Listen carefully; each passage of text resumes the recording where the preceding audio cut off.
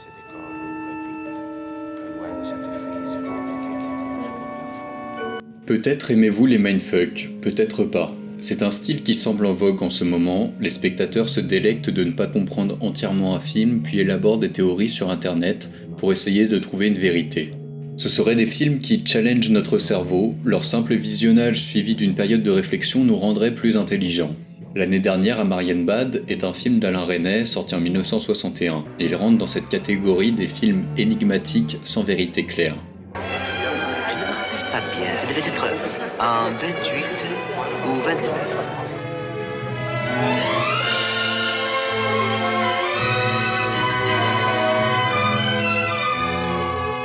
Dans un hôtel luxueux, un homme tente de convaincre une femme qu'ils se sont vus l'année dernière, et qu'après une année de réflexion, le moment est venu pour elle de partir avec lui. Mais la femme ne se souvient de rien. Où était-ce? Ce n'est pas clair. Peut-être à Frederiksbad, peut-être Karlstadt, Baden-Salza ou même Marienbad. Le film joue sur la répétition et chaque itération apporte une version différente de leur rencontre.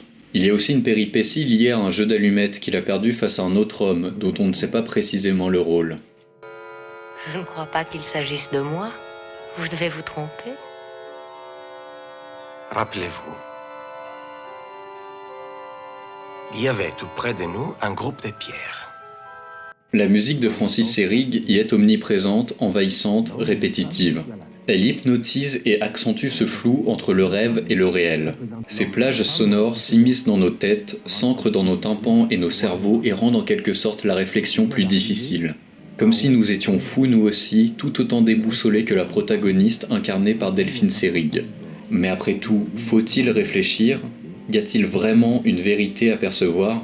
Ensuite, vous m'avez demandé les noms des personnages. J'ai répondu que ça n'avait pas d'importance. Vous n'étiez pas de cet avis. Et vous vous êtes mis à leur donner des noms. Un peu au hasard, je crois.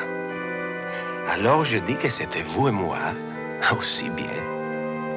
L'homme qui joue au jeu d'allumettes est peut-être le mari de la femme, mais peut-être pas, on n'en sait rien.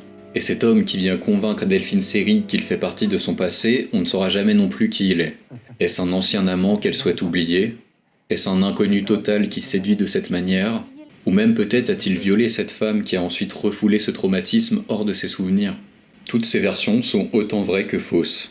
À sa sortie, au début des années 60, le film est marqué par son audace. Certains ont encensé l'ambiguïté de la structure narrative et aussi la confusion entre la réalité et l'illusion.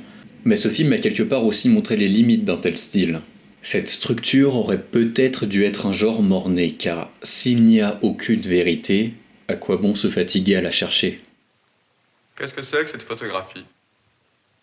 Vous le voyez? C'est une vieille photographie de moi. Oui. De quand date-t-elle? Je ne sais pas. De l'année dernière. Ah. Qui l'aurait donc prise? Je ne sais pas. Franck, peut-être. L'année dernière, Franck n'était pas ici.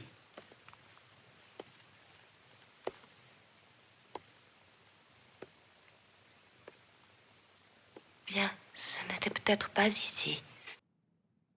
C'était peut-être à Frederiksbad.